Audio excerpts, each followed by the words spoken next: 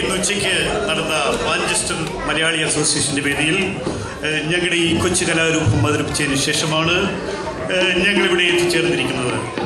അവിടെയുള്ള ആൾക്കാർ ഞങ്ങൾക്ക് തന്നതുപോലെ മാല, ചെണ്ട്, ബൊക്ക, നാരങ്ങ, നോട്ടുമാല മുതലായ നൽകി ഞങ്ങളെ സ്നേഹം കൊണ്ട് മൂടരുതേ എന്ന് വളരെ താഴ്മയോടുകൂടി അപേക്ഷിക്കുകയാണ്, അഭ്യർത്ഥിക്കുകയാണ്. നിങ്ങളുടെ എല്ലാ അനുഗ്രഹത്തോടു കൂടി ഞാൻ നമ്മുടെ ഖാദികനെ ഈ വേദിയിലേക്ക് ക്ഷണിക്കുകയാണ്. ഖാദികൻ കക്കാട്ടിൽ കുട്ടൻ.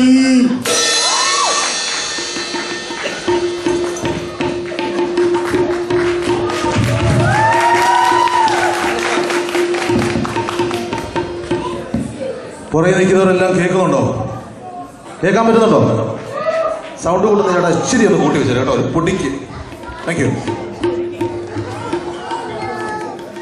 സഹൃദയരെ, ഓണം അസോസിയേഷന്റെ ജീവനാടികളായ നിങ്ങൾക്ക് മുമ്പിൽ ഈ കഥാപ്രസംഗം അവതരിപ്പിക്കാൻ അവസരമുണ്ടാക്കി തന്ന ഇതിന്റെ എല്ലാ കമ്മിറ്റി അംഗങ്ങളോടുമുള്ള നന്ദി ഞങ്ങൾ ആദ്യമേ തന്നെ അറിയിക്കുകയാണ്.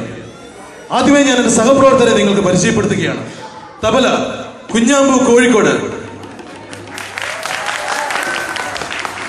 Symbol Karunan, Karunapuram. Harmonium Manmadhan, Mamood. Chorus Poduval, Puthuppally and Paramu, Peroor. ഇവിടെ കൂടിയിരിക്കുന്ന നിങ്ങളോട് എല്ലാവരോടുമായി എനിക്കൊരു ചെറിയ അഭ്യർത്ഥനയുണ്ട്. ദയവായി എല്ലാവരും അവരവരുടെ സീറ്റുകളിലിരുന്ന് ഈ പരിപാടി ആസ്വദിക്കാൻ ശ്രമിക്കുക.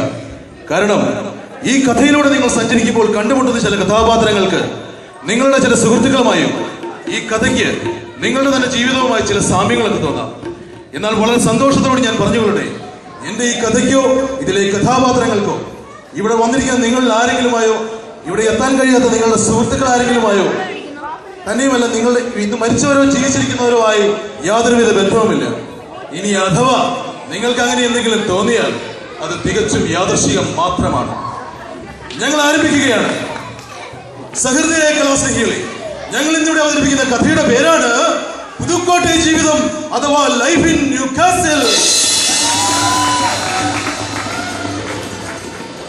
ഈ കഥയെ പറ്റി രണ്ട് വാക്ക്. വേദന തിങ്ങും ഈ ന്യൂകാസിൽ നിന്നു ഞാൻ പേരോടെ മാന്തി പറിച്ചതാണ് കഥ. വേദന തിങ്ങും ഈ ന്യൂകാസിൽ നിന്നു ഞാൻ പേരോടെ മാന്തി പറിച്ചതാണ് കഥ. അതെ, വേദന നീങ്ങുന്ന ഈ ന്യൂകാസിലെ ആളുകളുടെ ജീവിതമാണ് നമ്മുടെ കഥയുടെ ഇതിവൃത്തമെങ്കിലും നമ്മുടെ കഥ ആരംഭിക്കുന്നത് 1982 മാർച്ച് മാസം കേരളത്തിന്റെ അക്ഷരനഗരി എന്നറിയപ്പെടുന്ന കോട്ടയം ജില്ലയുടെ വടക്ക് പടിഞ്ഞാറായി സ്ഥിതി ചെയ്യുന്ന ഉഴവൂർ എന്ന കൊച്ചു ഗ്രാമത്തിലാണ്. ആ ഉഴവൂരിനെ പറ്റി പറയുകയാണെങ്കിൽ, മാമലകൾക്കപ്പുറത്ത് മരതകപ്പട്ടുടത്ത് ഉഴവൂരെന്നൊരു നാടുണ്ട്, കൊച്ചു ഉഴവൂരെന്നൊരു നാടുണ്ട്. കായലും പുഴകളും കതിരണി വയലിന് കസവിട്ടു ചിരിക്കും ദേശത്ത്. കായലും പുഴകളും കതിരണി വയലിനു കസവിട്ടു ചിരിക്കും ദേശത്ത്. കാടും തൊടികളും കനകനിലാവത്ത് കൈകൊട്ടി കളിക്കുന്ന നാടുണ്ട്, തന്നെ കൈകൊട്ടി കളിക്കുന്ന നാടുണ്ട്. മാമലകൾക്കപ്പുറത്ത് ഉഴവൂരെന്നൊരു നാടുണ്ട്, കൊച്ചു ഉഴവൂരെന്നൊരു നാടുണ്ട്. അതെ, അങ്ങനെയുള്ള ആ ഉഴവൂർ ഗ്രാമവാസികളുടെ മുഴുവൻ കണ്ണിലുണ്ണിയായ ഒരു 10 വയസ്സുകാരനുണ്ട്. അവനാണ് നമ്മുടെ കഥാനായകൻ കുട്ടപ്പായി. കുട്ടപ്പായിയെ പറ്റി കൂടുതൽ അറിയണമെങ്കിൽ അവന്റെ അമ്മയോട് തന്നെ ചോദിക്കണം. അപ്പോൾ ആ അമ്മ പറയും, എന്റെ മോനായതുകൊണ്ട് പറയുമല്ല കേട്ടോ, പാവത്താന എന്റെ പുറകീന്ന് മാറത്തില്ല.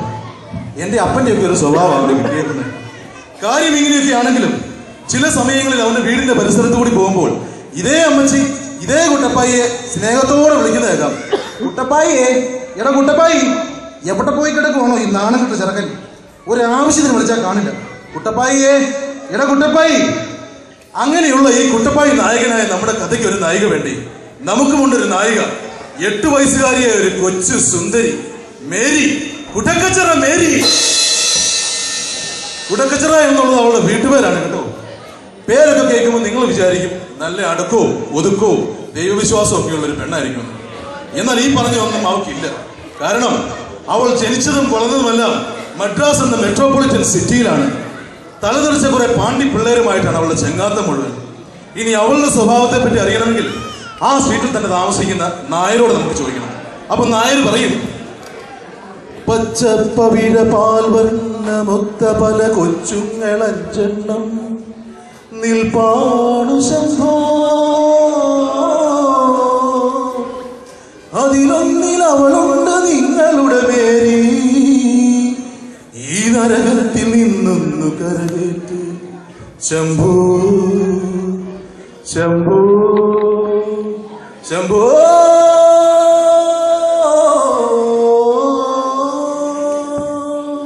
ശംഭോ കൺഫ്യൂഷൻ തീർക്കണമേ, എന്റെ കൺഫ്യൂഷൻ തീർക്കണമേ, കൺഫ്യൂഷൻ തീർക്കണമേ, എന്റെ കൺഫ്യൂഷൻ തീർക്കണമേ. തുങ്കജടാധര ചന്ദ്രകലാധര ശങ്കര ഭഗവാനേ, സങ്കടമീ വിധമെന്തിനു തന്നത് സാംബ സദാശിവനേ.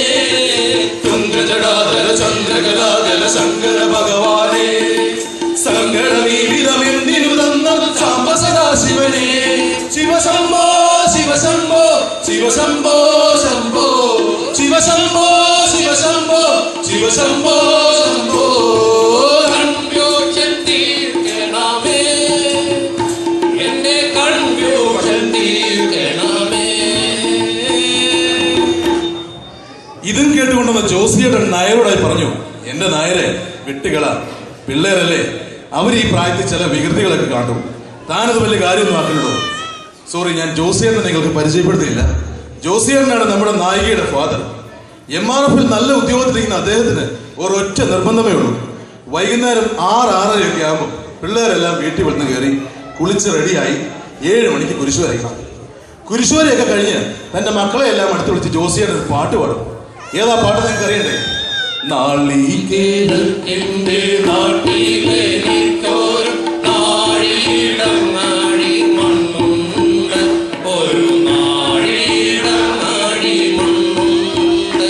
അതിൽ നാരായണ കിളി കൂടുപോരോ നാലുകാലോലപ്പുരയുണ്ട്, നാളികേരത്തിന്റെ നാട്ടിലെനിക്കൊരു നാഴിയിടങ്ങാഴി മണ്ണുണ്ട്, ഒരു നാഴിയിടങ്ങാഴി മണ്ണുണ്ട്. അങ്ങനെ ഇരിക്കുമ്പോഴാണ് ആ സുദിനം വന്നത്. ഉഴവൂർ പള്ളിയിൽ പെരുന്നാള്. അങ്ങനെ നമ്മുടെ നായകനും നായികയും തങ്ങളുടെ മാതാപിതാക്കളോടൊപ്പം പള്ളിയിൽ പെരുന്നാൾ കൂടാനായി വന്നു. പെരുന്നാൾ എന്ന് പറഞ്ഞാൽ മേരിക്ക് ഭയങ്കര ഇഷ്ടമാണ്. കാരണം നമ്മുടെ നാട്ടിലെ പെരുന്നാളുകളിൽ മാത്രം കണ്ടുവരുന്ന 2 പലഹാരങ്ങളുണ്ട്, മലബാർ മുട്ടായും ഉഴുന്നാടേ. ഇത് രണ്ടും മേരിയുടെ വീക്ക്നെസ് ആകട്ടോ. എന്നാൽ നമ്മുടെ നായകന്റെ സ്ഥിതി ഇതായിരുന്നില്ല. ഒരാഴ്ച മുമ്പഴത്തെ ക്രിസ്മസ് പരീക്ഷയുടെ റിസൾട്ട് അവധി കഴിഞ്ഞ് ചെല്ലുമ്പോൾ കിട്ടും. തന്നെ എങ്ങനെയെങ്കിലും എല്ലാ വിഷയത്തിനും ഒന്ന് പാസ്സാക്കി തരണമേ എന്ന് എസ്തപ്പാനസ് പുണ്യാളനോട് മുട്ടിപ്പായി പ്രാർത്ഥിക്കുകയായിരുന്നു അവൻ. പ്രാർത്ഥനയുടെ ഇടയിൽ എപ്പോഴോ കണ്ണു തുറന്നു നോക്കി അവൻ കണ്ടത് കടലപ്പിണ്ണാക്കി ചവയ്ക്കുന്ന പശുവിനെ പോലെ മലബാർ മിഠായി ചവച്ചുകൊണ്ട് നിൽക്കുന്ന മേരിക്കൊച്ചിനെയാണ്. ഒരു നിമിഷത്തേക്ക് അവരുടെ കണ്ണുകൾ തമ്മിൽ ഉടക്കി. കുട്ടപ്പായിയുടെ മനസ്സിൽ സംഗീതത്തിന്റെ അലയടികൾ ഉയർന്നു. ഒരു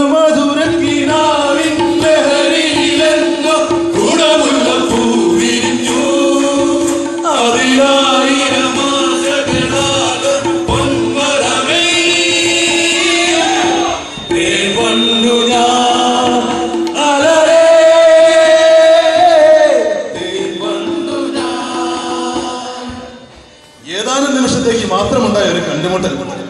അത്ര ചെറുപ്രായമാണ്. എങ്കിലും ആ സംഭവം രണ്ടുപേരുടെയും മനസ്സിനെ വല്ലാതെ പിടിച്ച് കുലുക്കിക്കളഞ്ഞു. സകല തരികളെയും ഒപ്പിച്ച് നാട്ടിലൂടെ തെണ്ടി നടന്ന കുട്ടപ്പായി ഇപ്പോൾ സദാസമയം മുറിക്കകത്ത് കയറി കഥ കടച്ചൊരൊറ്റ ഇരിപ്പാണ്. എന്നാൽ മദ്രാസിലെയുമാണെന്ന് അറിയപ്പെട്ട മേരിക്കൊച്ചിന് വന്ന മാറ്റം നാട്ടുകാർക്കും വീട്ടുകാർക്കും എല്ലാം ഒരു അതിശയമായിരുന്നു. എപ്പോഴും ഒരേ ചിന്ത, പുസ്തകത്തിൽ എന്തൊക്കെയോ കുത്തിക്കുറിക്കുന്നു. അന്ന് രാത്രി ആ പുസ്തകം എടുത്തു നോക്കിയ മേരിയുടെ പ്രിയപ്പെട്ട അമ്മ ഞെട്ടിത്തരിച്ചു. എന്നാലും മകളെ കൊച്ചുമേരി, നീ ഞങ്ങളോട് ഈ ചതി ചെയ്തല്ലോ.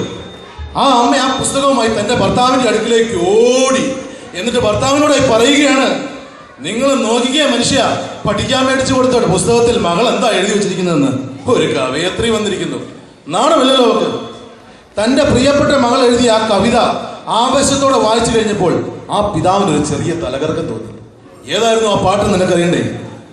രാഗേന്ദു കിരണങ്ങളൊളി വീശിയില്ല, രജനീകദംബങ്ങൾ വിളിച്ചില്ല, മദനോത്സവങ്ങൾക്കു നിറമാല ചാർത്തി, മനവും തനവും മരുഭൂമിയാക്കി, നിദ്രാവിനീരങ്ങളല്ലോ എന്നും എന്നൂടെ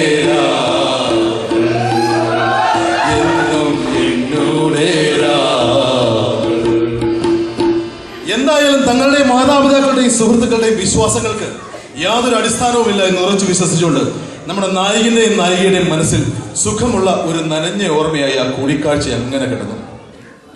കാലങ്ങൾ കടന്നുപോയിക്കൊണ്ടേയിരുന്നു. ദിവസങ്ങൾ ആഴ്ചകൾക്കും, ആഴ്ചകൾ മാസങ്ങൾക്കും, മാസങ്ങൾ വർഷങ്ങൾക്കും വഴിമാറിക്കൊടുത്തു. ഇന്ന് നമ്മുടെ നായിക BSc നഴ്സിംഗ് കഴിഞ്ഞ് ഡൽഹിയിലെ പ്രസിദ്ധമായ ഓൾ ഇന്ത്യ ഹോസ്പിറ്റലിൽ നേഴ്സായി വർക്ക് ചെയ്യുകയാണ്. മേരി എന്ന തന്റെ പഴയ പേര് ഉപേക്ഷിച്ച് അവൾ മരിയ എന്നാണ് അവിടെ അറിയപ്പെടുന്നത്. പേര് പോലെ തന്നെ ഒരു കൊച്ചു സുന്ദരിയാണ് അവൾ. ഹോസ്പിറ്റലിനകത്തും പുറത്തും വെച്ച് കണ്ട പൂവാലന്മാർ അവളെ നോക്കി ഇങ്ങനെ പാടി: ശ്യാമവർണ്ണ രൂപിണി കഠോര ഭാഷിണി പ്രിയേ, പ്രേമലേഖനം നിനക്കു ഞാൻ തരുന്നു മാറിയേ, ലാല ലാല ലാല ലാല